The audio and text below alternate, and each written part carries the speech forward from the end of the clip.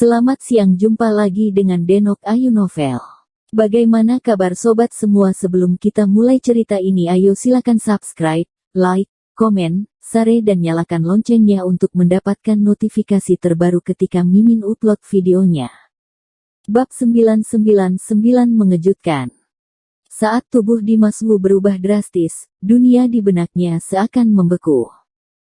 Dimas Wu berdiri tak bergerak sepanjang waktu, menatap patung Buddha Iblis sejenak, seolah benar-benar jatuh ke dalamnya, dan tubuhnya yang tak berjiwa terbungkus nyala api hitam yang ganas. Ari Sugong, yang diam-diam memperhatikan patung Buddha Iblis, juga mengokohkan tubuhnya secara sempurna, emosi yang bergolak di hatinya bergetar. Tidak tahu berapa lama, dan tiba-tiba, kekuatan tak terlihat melonjak ke langit di dunia yang gelap ini. Segera setelah itu, sebuah cahaya bersinar, dan melihat patung Buddha Iblis yang tadinya berdiri diam berubah menjadi pita hitam dalam sekejap, dan langsung menghambur ke arah Dimas Wu yang dibungkus dengan api hitam. Dalam sekejap mata, pita hitam itu memasuki tubuh Dimas Wu. Pada saat yang sama, di luar dunia pikiran, pola Buddha Iblis pada tubuh Dimas Wu tiba-tiba mekar dengan cahaya keemasan. Di dunia pikiran, dengan infus pita hitam, api hitam yang menyala di seluruh Dimas Wu tiba-tiba padam dan menghilang seketika. Dan tubuhnya yang tidak berjiwa, seolah ingin menyingkirkannya, tiba-tiba mengeluarkan kekeruhan tanpa akhir, dan secara bertahap mulai menjadi jernih dan murni. Pada saat ini, Ari Sugong, yang sedang bersembunyi di kegelapan, tiba-tiba berkedip dan dengan cepat menghilang ke dunia yang gelap ini. Segera setelah itu, di luar pikirannya, Ari Sugong, yang selama ini menutup matanya, tiba-tiba membuka matanya. Begitu dia membuka matanya, dia menatap Dimas Wu.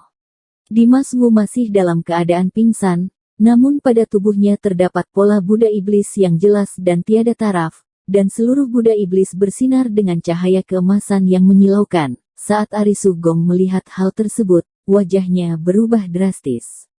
Matanya selalu dalam dan tajam, tiba-tiba dipenuhi dengan kengerian dan keheranan, alisnya yang indah juga mengerutkan kening, dan bibir merahnya bergetar sedikit, lalu bergumam, bagaimana ini bisa terjadi? Benarkah dia tidak mati? Begitu pikiran ini keluar, seluruh kepala Ari Sugong hampir meledak, dan wajahnya menjadi pucat, jiwanya tampak hilang, dia sangat terkejut, tidak dapat kembali ke akal sehatnya untuk sementara waktu. Semua orang penuh dengan keraguan, gemetar, dan kecemasan yang samar-samar. Setelah beberapa saat, Ari Sugong tiba-tiba kembali ke akal sehatnya.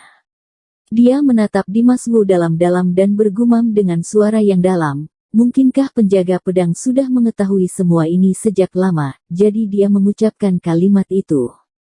Semakin Ari Sugong memikirkannya, semakin terkejut dia tidak bisa menerima kenyataan ini. Bahkan jika dia hanya memikirkannya, dia merasa hancur. Di bawah tatapan ngeri Ari Sugong, pola Buddha Iblis pada tubuh Dimas Wu menjadi lebih jelas dan cerah, seolah-olah akan terbentuk kapan saja dan sepenuhnya menyatu dengan Dimas Wu.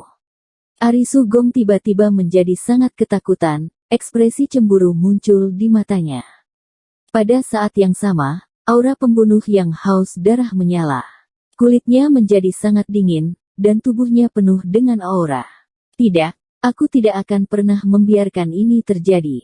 Ari Sugong menatap dengan tajam, mengertakkan gigi, dan berkata dengan kasar kepada Dimas Wu. Saat kata-kata itu keluar, dia tidak ragu-ragu, dan langsung melambaikan tangannya, dan melancarkan serangan yang kuat ke arah Dimas Wu yang masih koma. Siu. Melihat kilatan cahaya dingin, aura pedang yang sangat tajam menyerang dari tangan Ari Sugong, menerobos kehampaan, dan dengan cepat melesat ke arah Dimas Wu. Jelas, Ari Sugong benar-benar membunuh Dimas Wu sementara Dimas Wu belum terbangun. Setelah melihat ini, hati Taoti tiba-tiba bergetar, matanya melebar, kekhawatiran dan ketegangan di matanya. Kaisar Mingyue dan orang-orang lainnya juga tiba-tiba menatap, tetapi mata mereka dipenuhi dengan kegembiraan dan kekejaman, dekat dengan ekspresi harapan yang menyimpang. Mereka semua melihat keanehan Dimas Wu secara mendalam, dan merasa bahwa dia hanya perlu menjadi di sana 1 detik lagi untuk hidup di dunia ini akan membuat semua orang tidak bisa tenang. Bumem. Di bawah ekspektasi tak terbatas dari semua orang, suara keras tiba-tiba meledak di medan perang, dan aura pedang yang ditebaskan Ari Sugong dengan keras mengenai tubuh Dimas Wu. Namun, yang mengejutkan semua orang, tidak hanya Dimas Wu yang tidak dihancurkan oleh aura pedang, sebaliknya, pada saat aura pedang mengenai dirinya, pola Buddha iblis di tubuhnya sepertinya dipicu oleh suatu mekanisme, tiba-tiba bersinar. Melepaskan. Cahaya keemasan menyinari seluruh ruang besar. Apa yang meledak bersama cahaya ini adalah aura yang kuat dan menakutkan. Aura pedang hilang dalam sekejap. Raungan berkepanjangan terdengar, 10.000 cahaya keemasan terbungkus aura yang kuat. Setelah menghancurkan aura pedang yang tajam, pedang itu dengan cepat melesat ke sekitarnya, seperti gelombang amukan yang beriak, berpusat pada Dimas Wu, menyapu ke segala arah. Aura cahaya keemasan tak terkalahkan, semuanya runtuh dan hancur, udara pecah, dan badai meraung. Ari Sugong, yang paling dekat dengan Dimas Wu, bahkan jika dia adalah generasi dewa perang wanita, tiba-tiba tersapu oleh aura emas ini, dia tidak punya waktu untuk bereaksi, dan seluruh orang terguncang. Setelah menerbangkan Ari Sugong, aura cahaya keemasan tetap seperti tsunami dahsyat, terus menyapu ke segala arah, menyebar, menyapu dengan cepat, dan membunuh. Semua orang yang menyaksikan terkejut. Tanpa pikir panjang, mereka segera terbang.